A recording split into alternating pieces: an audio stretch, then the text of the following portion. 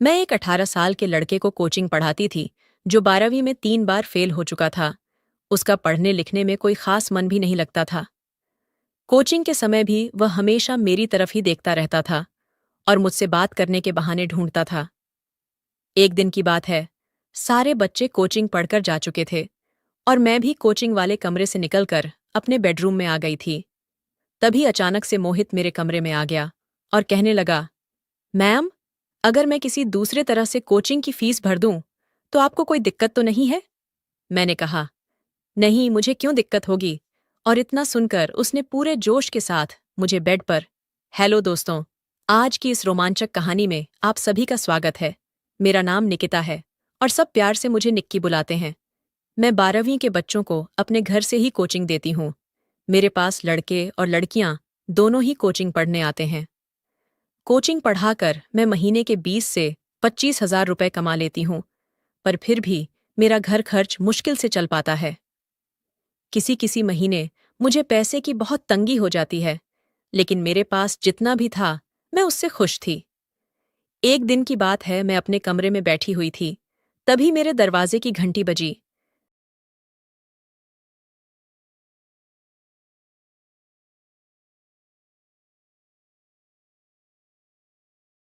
साल का पोता भी था।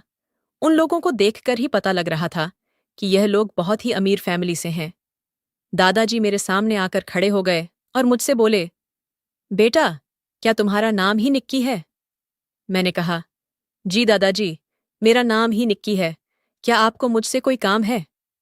उन्होंने अपने पोते को आगे बढ़ाते हुए बोला, ये मेरा पोता मोहित है और मैं चाहता हूं कि आप इसको 12वीं की कोचिंग दो। उनकी ये बात सुनकर मैं हैरान रह गई। एक इतना अमीर व्यक्ति अपने पोते को मेरे पास कोचिंग के लिए क्यों लाया है, जबकि इस शहर में बड़े बड़े कोचिंग सेंटर हैं जहां पर हर तरह की सुविधा दी जाती है। मैंने अपनी यही दुविधा उनके सामने रख दी तो वो बोले, बेटा, ये 12वीं में 2 बार फेल हो चुका है। मैंने शहर के बड़े बड़े कोचिंग सेंटर में इसे पढ़ाया है, लेकिन कोई फायदा नहीं हुआ। मैं तो लगभग हार ही मान चुका था कि ये कभी 12वीं पास कर भी पाएगा या नहीं। लेकिन कुछ ही दिनों पहले मैंने अपने मोहल्ले के एक लड़के से आपका नाम सुना।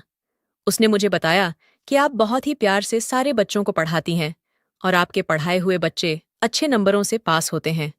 यही सुनकर मैं इसे आपके पास ले आया, क्योंकि कभी कभी जो काम बड़े बड़े लोग नहीं कर पाते, वही काम एक साधारण व्यक्ति अच्छे से कर देता है। दादाजी की बातों में मुझे सच्चाई नजर आ रही थी।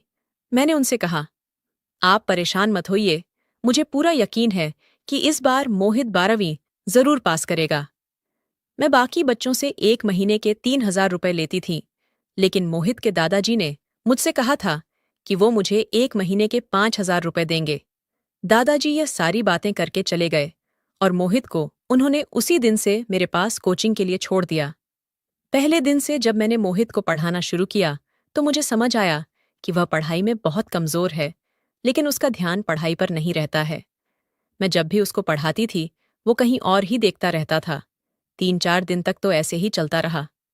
कुछ दिनों बाद मोहित के दादाजी मेरे घर आए और उसकी पढ़ाई के बारे में पूछने लगे। मैंने उनसे कहा, दादाजी, मोहित पढ़ाई में बहुत ही कमजोर है। मुझे उस पर बहुत मेहनत करनी पड़ेगी और इसके लिए फीस भी ज्यादा लगेगी। दादाजी मेरी बात सुनकर थोड़ा परेशान हो गए और बोले, बेटा, तुम्हें जितनी भी फीस चाहिए हो, मैं उतनी देने के लिए तैयार हूं, लेकिन इस साल मेरा पोता 12वीं पास हो जाना चाहिए। मैं तुम्हें 5 हजार की जगह 30 हजार रुपए महीना दूंगा। बस तुम मेरे पोते को 12वीं पास करवा दो। मैंने दादाजी से कहा, आप चिंता मत करिए, अब मोहित मेरी जिम्मेदारी है। अब मैं मोहित को एक्स्ट्रा क्लास देने लगी थी। दोपहर 1 से 2 बजे तक बाकी सारे बच्चे कोचिंग खत्म करके अपने अपने घर चले जाते थे, लेकिन सिर्फ मोहित शाम के 5 बजे तक अकेला कोचिंग पढ़ता था। एक दिन जब सारे बच्चे कोचिंग पढ़कर चले गए, तो मैं 5 मिनट आराम करने के लिए अपने कमरे में आ गई। 5 मिनट बाद जब मैं अपने कमरे से बाहर आई, तो मैंने देखा कि मोहित मोबाइल चला रहा था। मैंने उसके हाथ से मोबाइल ले लिया। वो फोन बहुत ही महंगा था। एक 12वीं क्लास के बच्चे के हाथ में इतना महंगा फोन देखकर तो मैं हैरान ही रह गई। जैसे ही मैंने उसके हाथों से मोबाइल खींचा, तो वो मोबाइल वापस लेने के लिए जिद करने लगा। इस खींचातानी में मेरा पल्लू नीचे गिर गया और अचानक से मेरे उभार मोहित के सामने आ गए। ऐसा होते ही मैंने तुरंत मोबाइल छोड़ दिया और अपना पल्लू ठीक करने लगी। मैं उसे एक छोटा बच्चा समझती थी, लेकिन उसकी नज़र बच्चों वाली नहीं थी। मैंने उससे कहा, मोहित अब तुम घर जाओ, कोचिंग खत्म हो चुकी है। वो अचानक से मेरे पास आकर बैठ गया और मेरे हाथ पर अपना हाथ रखते हुए बोला, मैम मुझे माफ़ कर दो, मुझसे गलती हो गई। उसका स्पर्श मुझे बच्चों वाला नहीं लग रहा था। तभी अचानक से मेरे पति आर्यन घर आ गए, लेकिन उन्होंने मोहित और मुझ पर ज्यादा ध्यान नहीं दिया, क्योंकि वो मोहित को एक बच्चा ही समझते थे।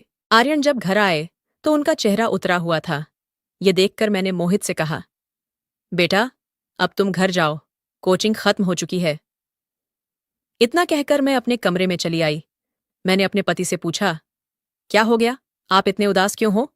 वह बोले, निक्की, इस बार मेरे बॉस ने मेरी आधी सैलरी काट दी है।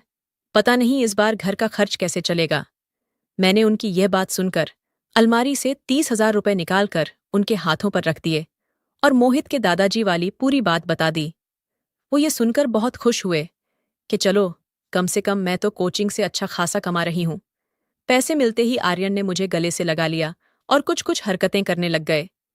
अचानक मेरी नज़र कमरे के दरवाजे पर पड़ी तो मैंने देखा कि वहां से मोहित अंदर झांक रहा था। उसको देखते ही मैंने आर्यन को और कस के गले लगा लिया। मेरे पति थोड़ा मूड में आ रहे थे, पर मोहित के वहां रहते मैं कुछ भी नहीं करना चाह रही थी। इसीलिए मैंने अचानक से कहा, अरे मोहित, तुम यहाँ क्या कर रहे हो? वह घबरा गया और बोला, मैम, मुझे एक सवाल समझ में नहीं आ रहा था, इसीलिए मैं रुक गया था। आर्यन इतना सुनकर बाथरूम में चले गए और मैं मोहित को लेकर कोचिंग वाले कमरे में आ गई। मैंने उसे सवाल का जवाब समझाया और घर भेज दिया।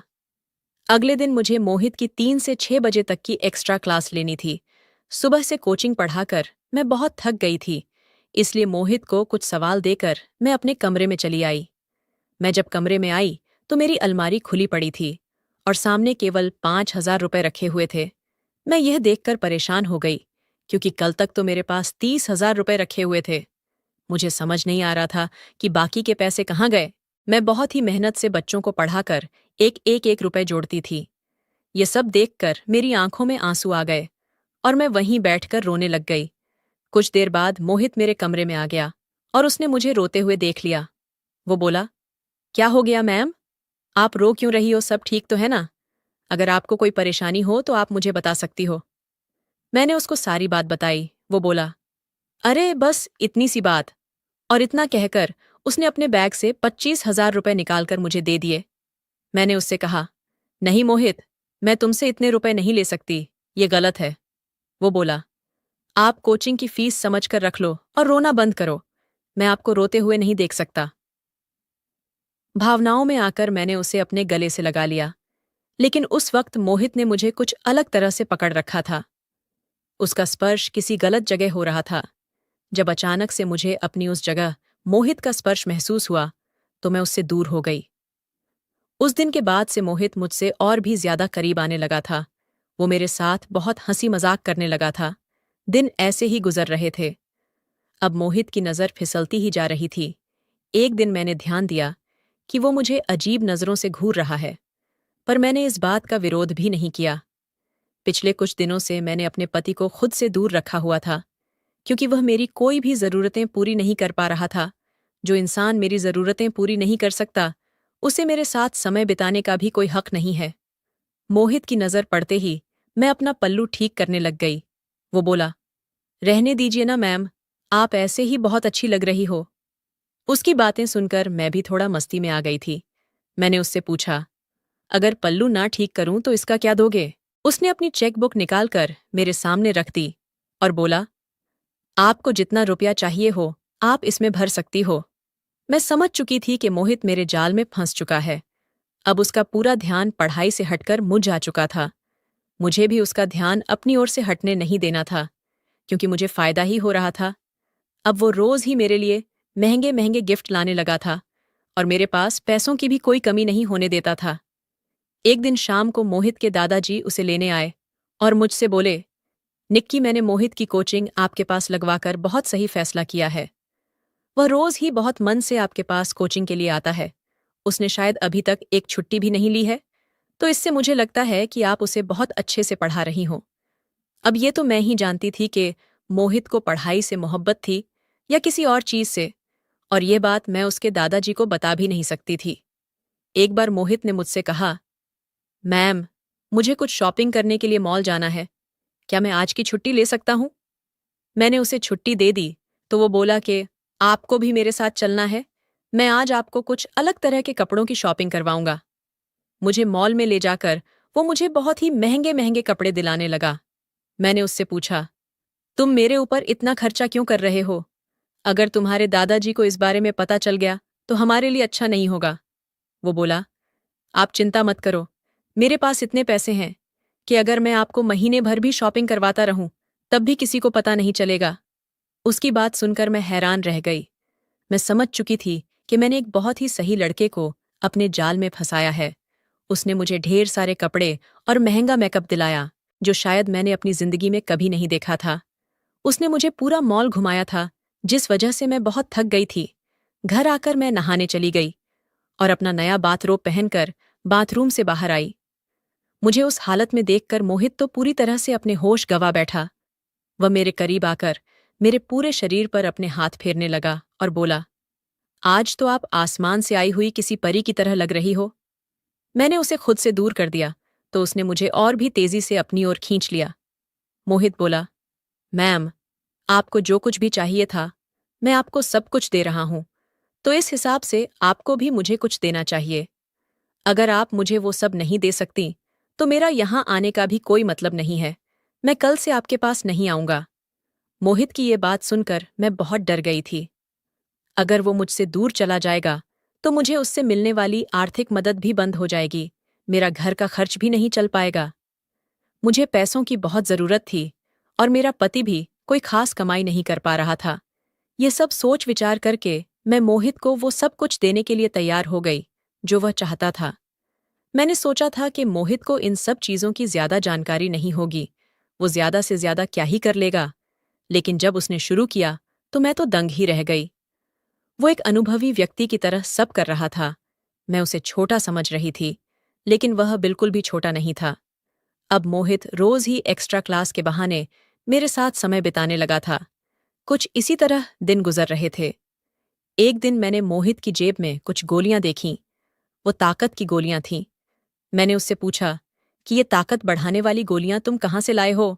वो बोला, आजकल पैसे से सब कुछ मिल जाता है, गोलियां हो या फिर लड़की। उसकी बात अजीब जरूर थी, पर मैंने ज्यादा ध्यान नहीं दिया क्योंकि मुझे पैसों की जरूरत थी। वो ताकत की गोलियां खाकर पूरी रात खेल खेलता था और उस खेल में मैं थक जाती थी। जिस दिन मैं उसको गोलियां खाने से मना कर देती थी तो उस खेल में वो जल्दी थक जाता था।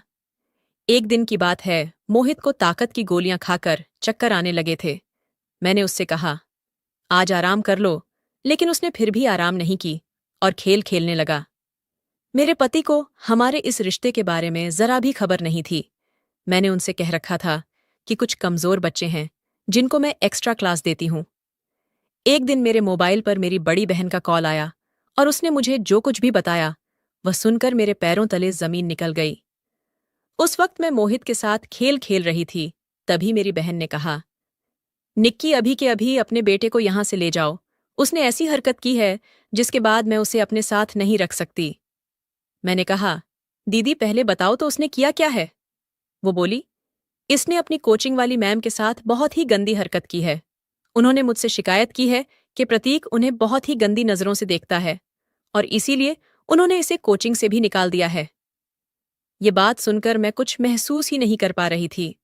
मुझे समझ नहीं आ रहा था कि मैं अपने बेटे से किस मुंह से क्या बोलूं, क्योंकि मैं खुद ही वही कर रही हूं जो मेरे बेटे ने अपनी कोचिंग वाली मैम के साथ किया है। मैं भी तो पैसे की लालच में आकर एक 18 साल की सारी अनुचित मांगें पूरी कर रही थी। उस दिन मुझे समझ आया, अगर मैंने भी समय रहते मोहित को आगे न बढ़ने दिया होता, पैसों की लालच में उसे अपने प्रेम जाल में ना फंसाया होता, तो आज मेरा बेटा भी गलत रास्ते पर ना गया होता। मेरे बेटे ने जो भी किया था वह भी मेरी गलतियों का ही परिणाम था। उस दिन मुझे मेरी गलती का एहसास हो गया था। मैंने मोहित के सारे पैसे और गिफ्ट्स उसको वापस कर दिए और उसे कोचिंग आने से भी मना कर दिया। मोहित ने इतनी ज्यादा ताकत वाली दवाइयां खा रखी थीं कि उन सब का गलत असर उसके स्वास्थ्य पर होने लगा था, इसलिए उसने भी इन सारी आदतों को छोड़ने का फैसला किया। वह भी समझ चुका था कि उसने इतनी छोटी सी उम्र में ये सब करके बहुत बड़ी गलती कर दी है। मोहित ने ठान लिया था कि वह अब से अच्छे से पढ़ाई करेगा और 12वीं पास करके दिखाएगा। उसने ऐसा ही किया और वो बहुत ही अच्छे नंबरों से 12वीं पास हो गया। मैं भी समझ चुकी थी कि अपने हर विद्यार्थी को अच्छे संस्कार देने की कोशिश करूंगी और अपने बेटे को भी एक अच्छा इंसान बनाऊंगी। कमेंट करके ज़रूर बताइएगा कि आपको ये कहानी कैसी लगी। अगर आपको ये कहानी पसंद आई हो तो इसे लाइक करें और अपने दोस्तों के साथ भी शेयर करें। आगे भी ऐसी रोमांचक कहानियों के लिए हमारे चैनल को सब्सक्राइब करें और बेल आइकन दबाना ना भूलें। अपना और अपने परिवार का ध्यान रखना। Thank you.